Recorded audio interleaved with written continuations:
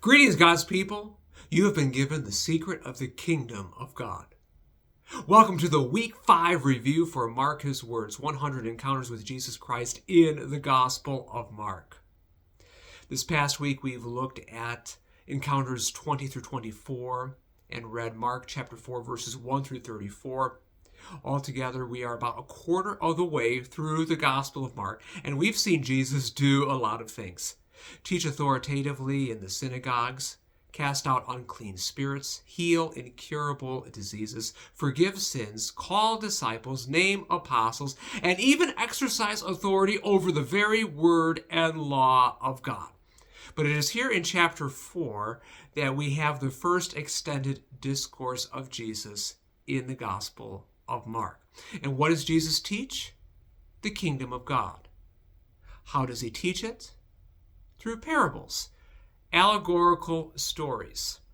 And although the settings, characters, and themes of these stories were familiar with Jesus' original audience, each of these stories contains something unusual or even downright shocking.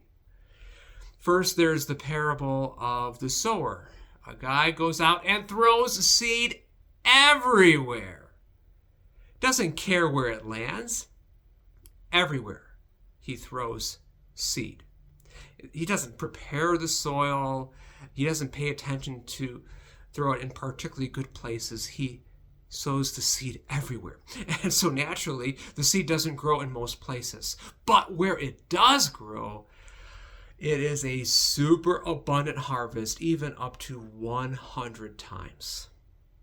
The message? The words about the kingdom of God, Jesus' words, go out all over the place, all over the world. And yet, few remain in the kingdom and will reach maturity in the kingdom of God. But among those who do reach maturity in the kingdom, they have a fruitful harvest to God's glory. Then there's the parable of the growing seed. Again, this is not a story about the hardworking farmer who gets up early in the morning and works all day and works really hard for the harvest. No, this is the story of a man who marvels at how seeds grow. But when the harvest has come, he knows what to do. Grabs the sickle and bring home the harvest. The message? God's kingdom grows apart from our efforts and understanding. And this is such good news. Kingdom growth is not something for us to manipulate. It's something to marvel at, to rejoice. Because we don't give the growth. God does. Now, is this an excuse for being lazy? No. Because when we do see the fruit, when we do see the harvest, we know what to do, and we work for that harvest. Finally, there's the parable of the mustard seed. Something so small becoming so large. And yet most people miss the second meaning of this parable. So let me ask you, you gardeners, how many of you plant mustard seed? You probably don't. Why? Mustard isn't exactly a valuable agricultural product. And in fact, in Jesus' context, it was usually seen as a weed. It was unwanted. Notice in this parable that there isn't a sower who is intentionally sowing mustard seeds.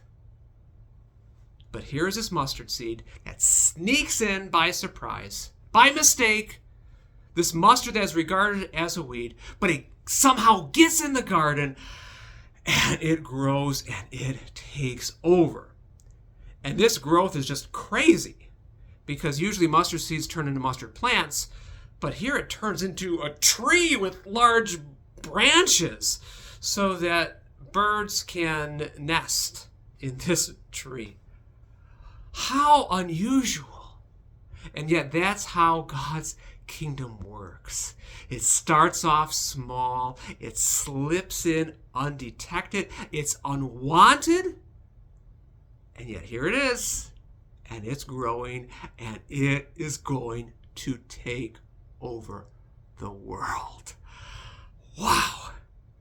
Don't underestimate the words of Jesus. Don't underestimate the kingdom of God.